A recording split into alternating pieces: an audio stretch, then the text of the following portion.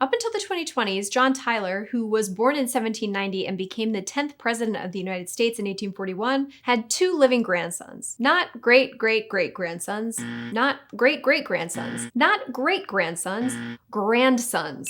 I know what you're asking yourself. What the heck? How? Well, John Tyler had 15 children between 2 wives. His 13th of those kids, Lyon Gardner Tyler, was born in 1853 when his dad was in his 60s. Lyon Tyler also had 2 wives, the second of whom he married in 1923, and they had 2 sons. Lyon Gardner Tyler Jr. came first in 1925 when Lyon was around 72. Next came Harrison Ruffin Tyler, who was born in 1928. Lyon Gardner Tyler died in 1935, but his sons lived until September 2020 and May 2025, respectively. Mental Floss broke the news on this seemingly impossible fact in 2012, kicking off a string of press for Tyler's grandsons. Harrison, who occasionally gave tours at his grandfather's homestead, told New York Magazine in an interview that year, "I am sometimes called the great-grandson. We have to correct that." The internet is full of wild facts that seem way too good to be true, and John Tyler's grandsons are just the beginning. Let's cover a few more, shall we? Roll the intro.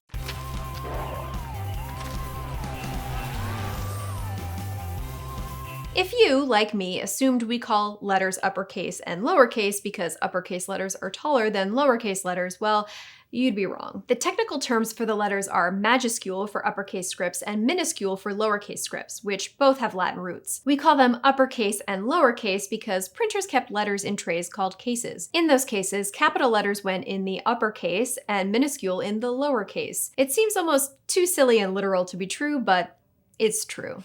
Floppy disks are so 1970s, unless you're the US nuclear launch system, in which case you were using 8-inch floppy disks all the way up until 2019. Yeah, that's right. Up until just 6 years ago, launching a nuke would have required the use of not just a floppy disk, but an IBM computer that also dated back to the 70s. In the eyes of Lieutenant Colonel Jason Rossi, commander of the Air Force's 595th Strategic Communications Squadron, that wasn't necessarily a bad thing. He told 60 Minutes that you can't hack something that doesn't have an IP address. It's a very unique system. It is old, and it is very good. In June 2019, the Strategic Automated Command and Control System finally phased out floppy disks for what they called a highly secure solid-state digital storage solution. I don't know what that means, and if I should feel better or worse about it. There are a lot of things more deadly than sharks. Lightning strikes, for example, killed 444 people in the US between 2006 and 2021, an average of almost 30 a year. Sharks?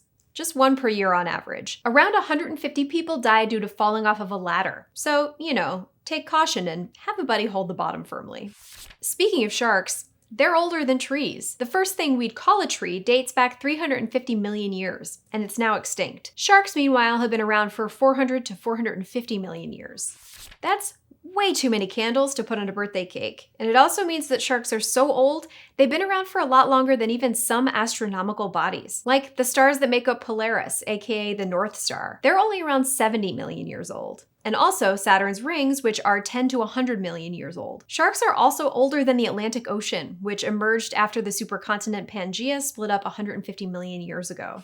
As far as we know though, sharks aren't radioactive, which is more than we can say for the next few things in this video. Bananas have high levels of potassium, and some potassium is radioactive. And that means bananas are naturally radioactive. It's not a lot of radiation though. As the Environmental Protection Agency explains, consuming 1 banana would deliver a dose of 0.01 millirem of radiation. To put that in context, you would need to eat about 100 bananas to receive the same amount of radiation exposure as you get each day in the United States from natural radiation in the environment.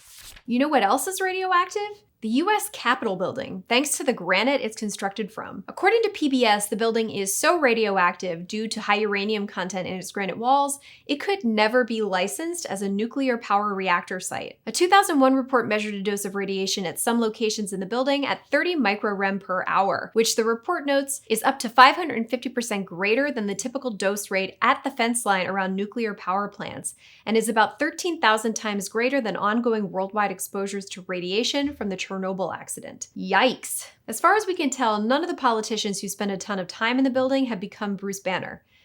Yet.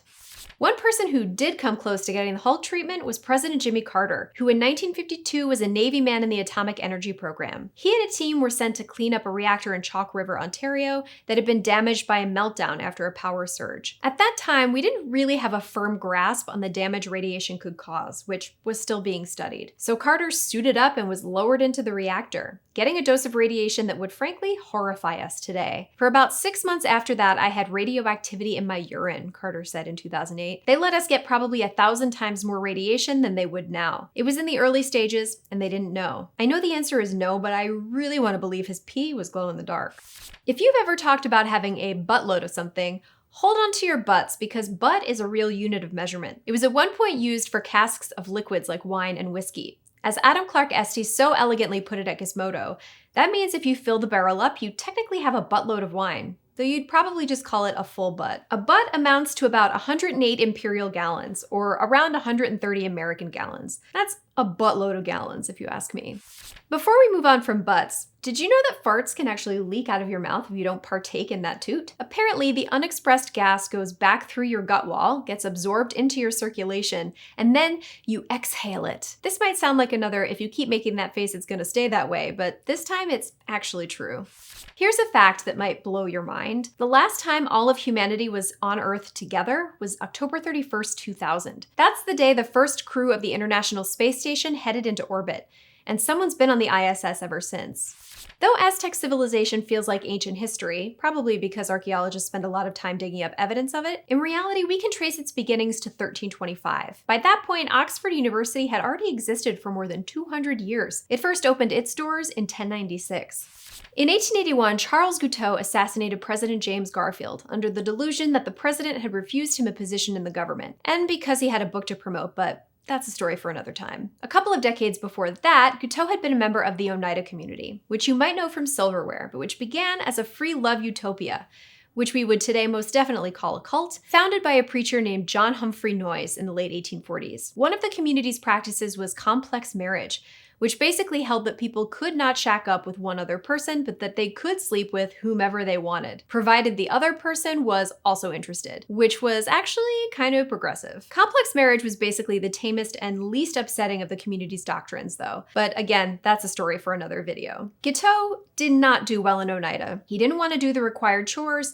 and was super mad when women refused to sleep with him. Community members called him Charles Get Out. He also didn't like participating in mutual criticisms, in which other community members surrounded you and detailed all of your shortcomings, of which Charles Guiteau had a lot. He pretty much thought he was on a mission from God, so all of this insulted him a great deal. He would eventually leave the community and try to blackmail it into giving him $9,000, which did not work out for him, and eventually he found himself on a path to murder. History is wild, huh?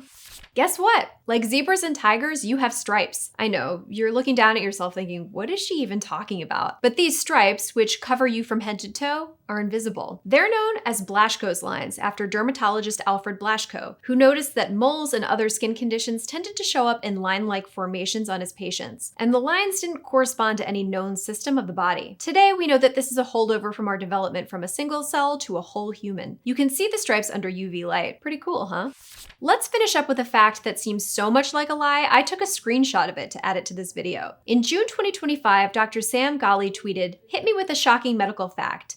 To which Medic Kim replied, "Baby Got Back is older than the first policy requiring women and minorities to be included in clinical trials and medical research." It seems kind of wild to exclude a huge part of the population from clinical trials, right? Let alone that this problem was corrected so recently. As a reminder, Sir Mix-a-Lot's Baby Got Back came out in May 1992, and according to the National Institutes for Health, between 1989 and 1993, inclusion of women in clinical research was NIH policy, but it was not law. In 1993, including women in underrepresented groups was made law in a section of the NIH Revitalization Act of 1993, which mandated, among other things, that NIH ensures that women and minorities are included in all clinical research. In trials including women and minorities, the trial should be designed and carried out so that it is possible to analyze whether the variables being studied affect women and minorities differently than other participants. Cost is not an acceptable reason for excluding women and minorities. That law went into effect in September 1994. After which, according to the NIH, it would not fund any grant, cooperative agreement, or contract or support any intramural project unless it complied with this policy.